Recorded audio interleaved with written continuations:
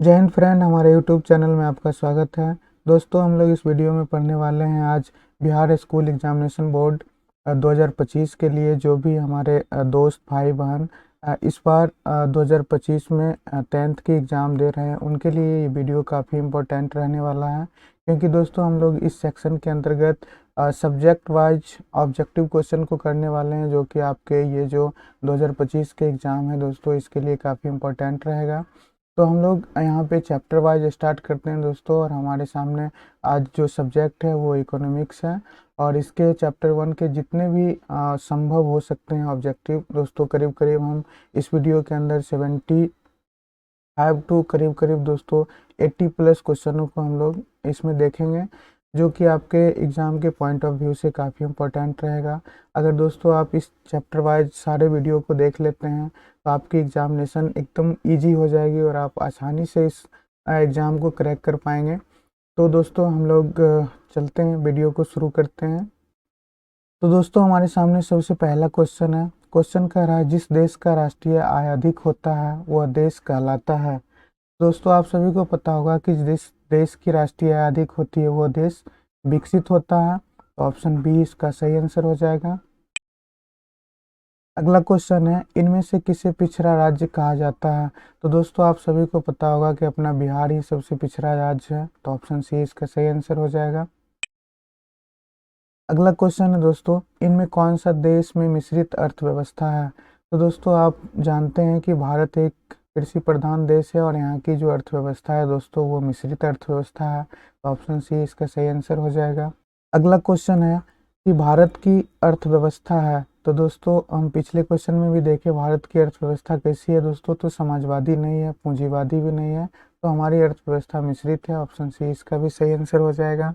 अगला क्वेश्चन है दोस्त, किस क्षेत्र को प्राथमिक क्षेत्र कहा जाता है। तो दोस्तों, आप लोगों ने बहुत पढ़ा होगा कि कृषि क्षेत्र जो होता है इसको हम लोग प्राथमिक क्षेत्र बोलते हैं, उद्योग को हम लोग द्वितीयक क्षेत्र बोलते हैं, और सेवा को दोस्तों हम लोग तृतीयक क्षेत्र की श्रेणी में रखते हैं। तो ऑप्शन बी इसका सही आंसर हो जाएगा।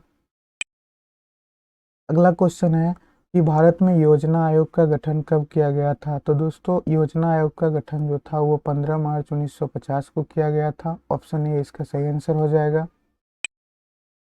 अगला क्वेश्चन है कि ऊर्जा के मुख्य स्रोत क्या हैं। तो दोस्तों, ऊर्जा के देखिए, कोयला भी ऊर्जा के स्रोत हैं, पेट्रोलियम भी ऊर्जा के स्रोत हैं, विद्युत भी ऊर्जा के स्रोत हैं, अर्थात इनमें से सभी ऑप्शन इसका सही आंसर हो जाएगा। तो ऑप्शन डी इसका सही आंसर है। अगला क्वेश्चन है दोस्तों, यहाँ पे कह रहा है अर्थव्यवस्था के मुख्यतः कितने अंग होते हैं। तो अर्थव्यवस्था के 3 अंग होते हैं। ऑप्शन सी इसका सही आंसर हो जाएगा। अगला क्वेश्चन है, क्वेश्चन कह रहा है कि भारत में नीति आयोग की स्थापना कब की गई थी। तो दोस्तों, योजना आयोग के स्थान पर ही नीति आयोग की स्थापना 2015 में किया गया था। ऑप्शन सी इस क्वेश्चन का सही आंसर हो जाएगा। अगला क्वेश्चन है, जनसंख्या वृद्धि में आर्थिक विकास की गति। तो दोस्तों, जनसंख्या वृद्धि जब होती है तो आर्थिक विकास की गति पर क्या प्रभाव पड़ता है। तो आपको पता होगा दोस्तों कि जैसे ही किसी देश की जनसंख्या बढ़ेगी उसका आर्थिक विकास मंद हो जाएगा। तो अर्थात ऑप्शन बी इस क्वेश्चन का सही आंसर होगा। अगला क्वेश्चन है, आर्थिक क्रियाओं का उद्देश्य होता है। तो आर्थिक क्रियाओं का क्या उद्देश्य होता है। ऑप्शन दिया हुआ है जीविकोपार्जन, परिभ्रमण, मनोरंजन। तो दोस्तों, आर्थिक क्रिया का मुख्य उद्देश्य जो होता है वो जीविका चलाना होता है, अर्थात ऑप्शन ए इस क्वेश्चन का सही आंसर हो जाएगा।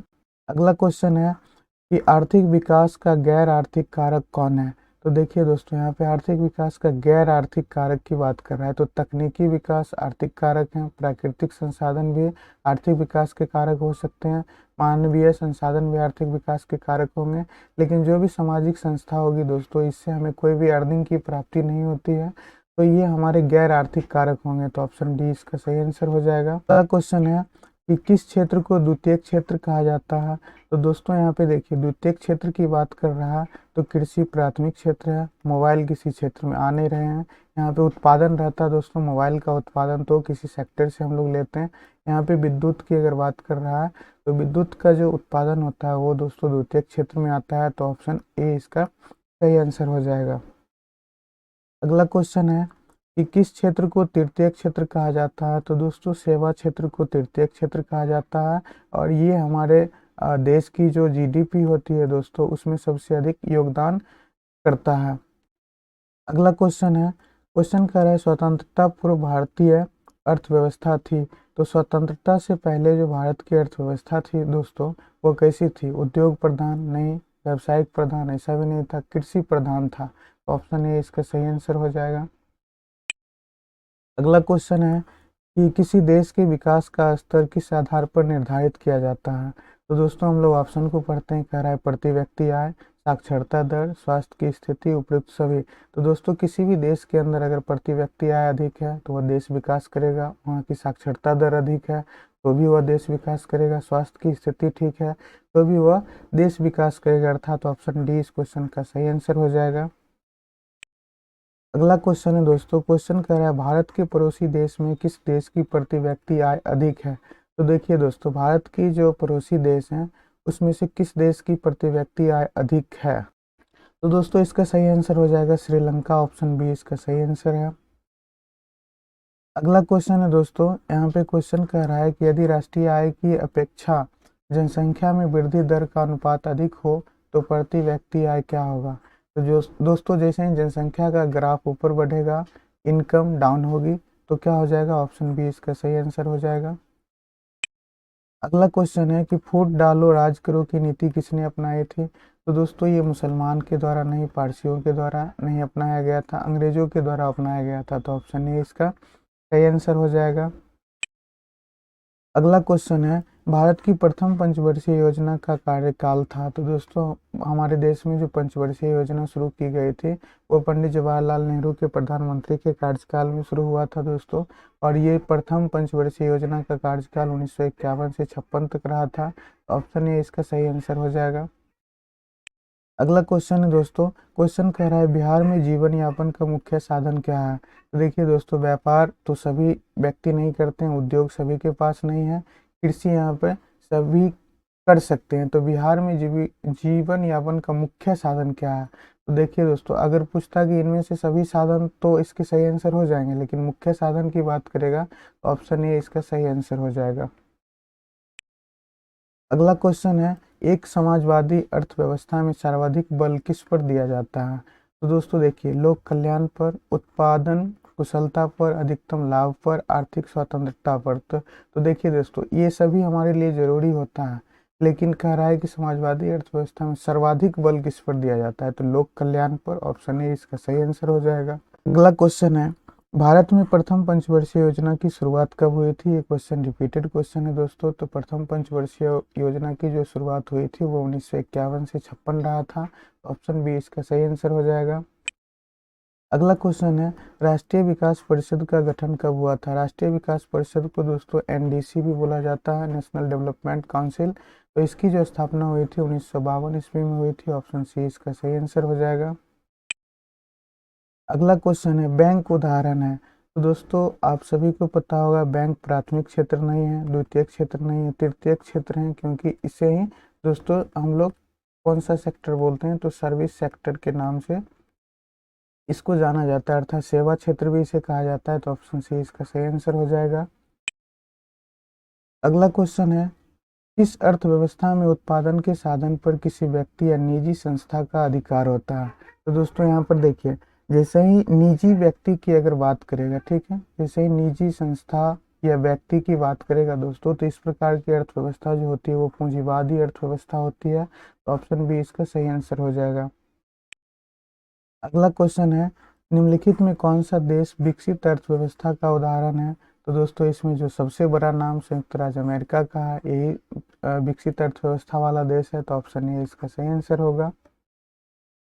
अगला क्वेश्चन है दोस्तों कि नरेगा के अंतर्गत ग्रामीण मजदूर को साल में कम से कम कितने दिनों के लिए रोजगार देने की व्यवस्था की गई है? तो दोस्तों इसके लिए 100 दिन की रोजगार देने की व्यवस्था की गई है। ऑप्शन ए इसका सही आंसर हो जाएगा। अगला क्वेश्चन है कि नरेगा एक कार्यक्रम है, तो ये किस प्रकार की है दोस्तों? राष्ट्रीय स्तर पर, प्रांतीय स्तर पर, विश्व स्तर पर? तो दोस्तों ये राष्ट्रीय स्तर पर कार्यरत एक योजना है।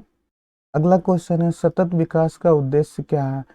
केवल अपने लिए गलत, केवल दूसरों के लिए भी गलत है, अपने लिए और अब आने वाले संतति के लिए। तो बिल्कुल सही हो जाएगा दोस्तों, ऑप्शन सी इसका सही आंसर है।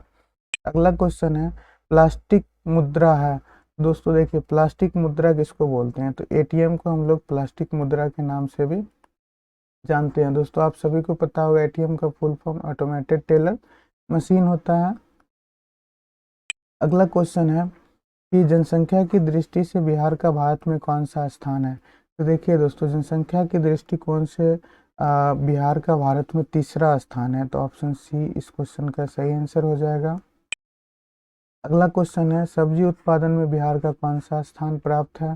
दोस्तों सब्जी के उत्पादन में बिहार दूसरे स्थान पर रहता है, ऑप्शन बी इसका सही आंसर हो जाएगा। अगला क्वेश्चन है, बिहार में किसकी प्रधानता है? तो देखिए दोस्तों, उद्योग धंधे बहुत कम है, मत्स्य पालन थोड़े बहुत किए जाते हैं, खनिज तो यहाँ बिल्कुल भी नहीं है, तो कृषि इसका मुख्य साधन है। तो बिहार में कृषि की प्रधानता पाई जाती है, ऑप्शन ए इसका सही आंसर हो जाएगा। अगला क्वेश्चन है दोस्तों कि बिहार के आर्थिक पिछड़ेपन का क्या कारण है?